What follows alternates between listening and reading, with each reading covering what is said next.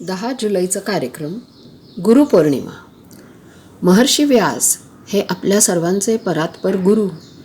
त्यांच्या स्मरणार्थ आपण गुरुपौर्णिमा किंवा व्यासपौर्णिमा साजरी करतो. त्यानिमित्त विनया देसाई या आपल्याशी नवविधा भक्ती या विषयावर संवाद साधणार आहेत. वक्त्या ह्या लेखिका, मुलाखतकार, सूत्रसंचालक आणि अनेक सामाजिक कार्यक्रम आणि उपक्रम राबवणाऱ्या आहेत. आता ऐकूया मागील म्हणजेच 3 जुलैच्या मीटिंगचा वृत्तांत. जुने वर्ष सरले आणि नवीन वर्ष सुरू झाले. देवदत्त आणि मंजिरीचे आणि 7 अपर्णा उदयची. देवदत्तच्या वर्षातील पहिला गुरुवार, त्यात लेडीज मंथ, मग उत्साह तर असणारच. थीमप्रमाणे मरून रंगाच्या साड्या आणि कुडत्यांमध्ये हळूहळू मेंबर्स येऊ लागले. सुंदर चंदनाचे स्वस्तिक, मेघ मल्हार रागातील गाणी आणि स्वागत सुकामेव्याने आणि ओल्या मातीच्या वासाच्या अत्तराने. अतिशय मनमोहक असा माहोल तयार झाला. मग पर्वणी होती ती कथ्थक नृत्याची. आज आपल्याकडे गौरी सकुल यांचा कथ्थकचा कार्यक्रम होता. आदरणीय कथ्थक गुरु पंडिता मनीषा साठे यांची गौरी ही ज्येष्ठ शिष्या. गौरी कलार्थी डान्स अकॅडमी या आपल्या संस्थेच्या माध्यमातून अनेक विद्यार्थ्यांना कथ्थकचं सखोल प्रशिक्षण देते. गौरीचं भाग्य आहे लय तालाचं विशेष मार्गदर्शन तिला ताल योगी पद्मश्री पंडित सुरेश तळवळकर यांच्याकडून प्राप्त झाले. सध्या गौरी अनेक प्रतिष्ठित विद्यापीठ आणि संस्थांमध्ये मानद गुरु म्हणून कार्यरत आहे. गौरीच्या प्रस्तुतीचे निवेदन केले सौ डॉक्टर मानसी देशमुख आणि तिच्या शिष्या होत्या तन्वी, सायली आणि प्रतीक्षा.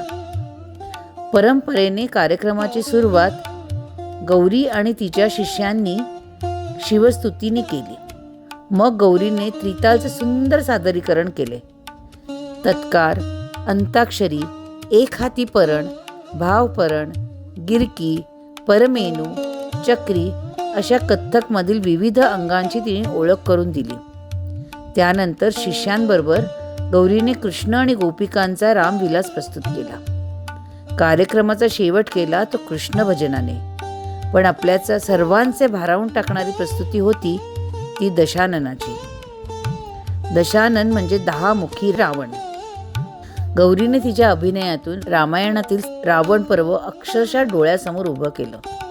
सीता स्वयंवर, शूर्पणखेचा अपमान, सीता अपहरण, रामाबरोबरचे युद्ध, रावणाचा अहंकार, त्याची दहाड आणि शेवटी रावणाला उमगलेली त्याची चूक आणि मृत्यू, सर्व अगदी मंत्रमुग्ध करून टाकणारे होते. कार्यक्रमानंतर डॉक्टर आणि CA डे साजरा केला.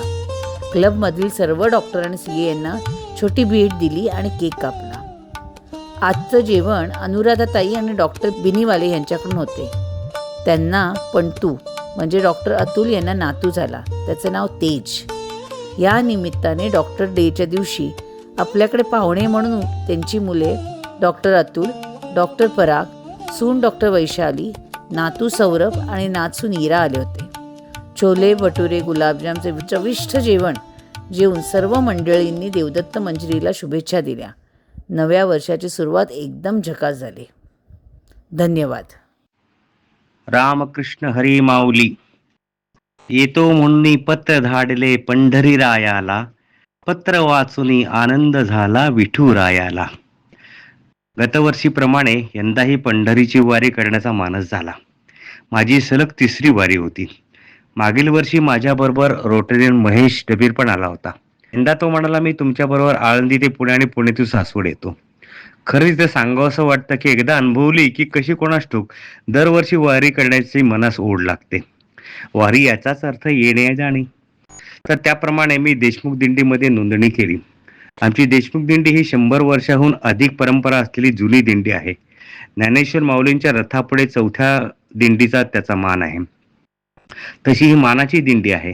या दिंडीमध्ये सासवडपासून राहण्याची सोय तसेच उत्कृष्ट भोजनाची सोय केली जाते. तसेच ज्या ज्या ठिकाणी माऊलींचा मुक्काम असतो तेथे आरतीला हजर राहण्याचा मान आमच्या या देशमुख दिंडीला असतो. ठरल्याप्रमाणे मी आणि महेश डबीर आदल्या दिवशी आळंदीला पोहोचलो. रात्री तेथे मुक्काम केला व 20 जूनला सकाळी पहाटे 5 वाजता आळंदीहून पुण्याकडे चालायला सुरुवात केली. हा पल्ला साधारण 29 किलोमीटरचा आहे. दोघेही जण 1:30 वाजेपर्यंत पुण्यात पोहोचलो सुद्धा. सुदैवाने प्रवासात पाऊस लागला नाही. खरं तर रोज खूप पाऊस पडत होता, पण त्या दिवशी पुण्यात पाऊस नव्हता, त्यामुळे आम्ही आरामात पुण्याला पोहोचलो. माऊलीच्या पुण्यात 21 जूनला मुक्काम होता. 22 जूनला मी सकाळी 9 वाजता आपल्या रोटरीच्या स्टॉलवर उरळी देवाची इथे राजगिरा लाडू आणि ऑइंटमेंटचे वाटप केले. त्यानंतर मी आणि महेश सासवडला गेलो. सासवडला माऊलीचा मुक्काम असतो. आम्ही आमचे सामान पुण्यातच दिंडीत दिलेले असते. तो ट्रकमधून मुक्कामी सासवडला मिळते. आम्ही फक्त मोजके सामान घेऊन म्हणजे पाण्याची बाटली, रेनकोट, टोपी इत्यादी घेऊन चालायचे. सासवडून जेजुरी ते वेल्हा, म्हणजे इथं वेल्ह्याला वाल्यापुळीचं मंदिर सुद्धा आहे बरं का. वेल्हा ते लोणंद ते तरडगाव ते फलटण ते बरड ते नातेपुते ते माळशिरस ते वेळापूर आणि वेळापूर ते भंडी शेगाव ते पंढरपूर असा हा 16 दिवसांचा पायी प्रवास अंदाजे 270 किलोमीटरचा आहे. यंदाची वारी पांडुरंगाच्या कृपेने उत्तम रीतीने पार पडली. यंदा वारीचा मार्ग देखील 4 पदरी रस्त्यांचा झाला आहे, त्यामुळे चालताना त्रास जाणवला नाही. तरडगावाला उभे रंगम पाहिले. माऊलींचा अश्व सरळ धावत जाऊन माऊलींच्या पादुकांपुढे पुढे पाय टेकून नमस्कार करतो व तसाच फिरून परत जातो आणि त्या अश्वावर कुणीही आरूढ नसते. वाहकांचा उत्साह तर इतका दांडगा असतो. त्यावेळेस भजन कीर्तन मजा चाललेली असते. सगळी रोडवर रांगोळी, फुलांच्या पाकळ्या घातलेल्या असतात. सुंदर, फार बघण्यासारखा कार्यक्रम असतो. रोजचे रुटीन म्हणजे सकाळी 3 वाजता उठणे, टँकरवर गार पाण्याने आंघोळ, 4 वाजता चहा प्यायचा व पुढील मुक्कामाला चालायचे. मी लवकर पोहोचण्यासाठी दिंडीतून सहसा जात नव्हतो, कारण दिंडीतून माऊलीवर चालताना जरा वेग मंदा होतो, म्हणून मी एकटाच पहाटे उठून पुढे जात होतो. वाटेत सर्व काही फिरते दवाखाने, नंतर दाढी करणारे, चप्पल शिवणारे, मोबाईल चार्ज करणारे, बॅगा शिवणारे असे अनेक जण रस्त्यावर बसलेले असतात व आपली सेवा देतात. खरंच खाद्यपदार्थांचे मोफत वाटप वारी मार्गावर कायम होत असते. कुणाला काही कमी पडत नाही. हे वारीचं वैशिष्ट्यच म्हणावं लागेल. यंदा वारीच्या मध्ये 93 वर्षाच्या वृद्धाला भेटलो. त्याची 54वी वारी होती. माझ्याकडून फास्ट कुठल्याही दिंडीमध्ये सामील न होता एकटा चालत होता.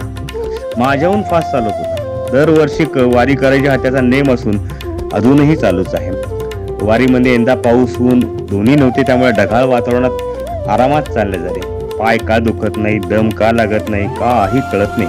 अनेक सुखद अनुभव वारीमध्ये येतात. सांगण्यापेक्षा प्रत्यक्ष अनुभवणेच राहतं. 3 जूनला पंढरपूरला पोहोचलो. लगेच मुखदर्शनाच्या रांगेत उभा राहिलो. लवकर पोहोचल्यावर केवळ 1.5 तासात मुखदर्शन झाले विठ्ठलाचे. आम्ही एकादशीच्या पहाटे 3 वाजता चंद्रभागेत नदीत आंघोळ केली व ज्ञानेश्वर मंदिरात आलो. यंदा माऊलीची सकाळची पूजा, पादुका अभिषेक अगदी जवळून पाहण्याचा योग आला. अत्यंत समाधानाने द्वादशीला मी पुण्यास परतलो. परतताना पांडुरंगास म्हणलो, जातो माघारी पंढरीनाथा, तुझे दर्शन झाले आता. हेची घडो मद जन्म जन्मांतरी, मागणे श्री हरी नाही तुझे. रामकृष्ण हरी माऊली.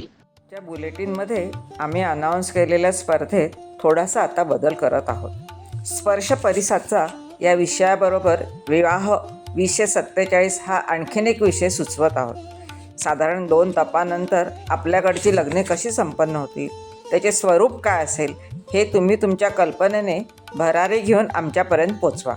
या दोन्हीपैकी कोणत्याही एका विषयावर किंवा दोन्ही विषयावरही ऑडिओ क्लिप करून माझ्याकडे किंवा डॉक्टर परिमल यांच्याकडे 25 जुलैपर्यंत पोचवा. तुमच्या ऑडिओ क्लिपचा अवधी असेल 2 मिनिट. तर चला तर मंडळी, तुमच्या आयुष्यातील परिसस्पर्श किंवा 2047 मधील लग्नाच्या भन्नाट कल्पना दोन्ही ऐकायला आम्ही उत्सुक आहोत. तर जरूर पाठवा. तुम्हाला पण उत्सुकता असेल ना पुढील कार्यक्रमांची. 17 जुलै रोजी गाड्यांची दुरुस्ती व देखभाल करून स्वतःचे गॅरेज असणाऱ्या मनीषा पाध्ये व पुण्यातील पहिली स्त्री फायर फायटर मेघना सकपाळ यांच्याशी गप्पा होतील. 24 जुलै रोजी मॉक कोर्ट आपल्या क्लबमधील वकील मंडळी हा कार्यक्रम सादर करतील. त्यातील कलाकार मात्र आम्ही नंतर सांगू. आता वाढदिवसाच्या शुभेच्छा. 15 जुलै रोजी रोटरियन अजित अन्नछत्रे व मंजिरी अन्नछत्रे यांच्या लग्नाचा वाढदिवस. त्यांना लग्नाच्या वाढदिवसाच्या खूप खूप शुभेच्छा. हा होता आपल्या ऑडिओ बुलेटिनचा दुसरा अंक. एडिटर अरुणा अत्रे व को एडिटर सुलभा सिधये यांच्यासह सेक्रेटरी अपर्णा क्षीरसागर आपली रजा घेते. भेटूया पुढील अंकात. धन्यवाद.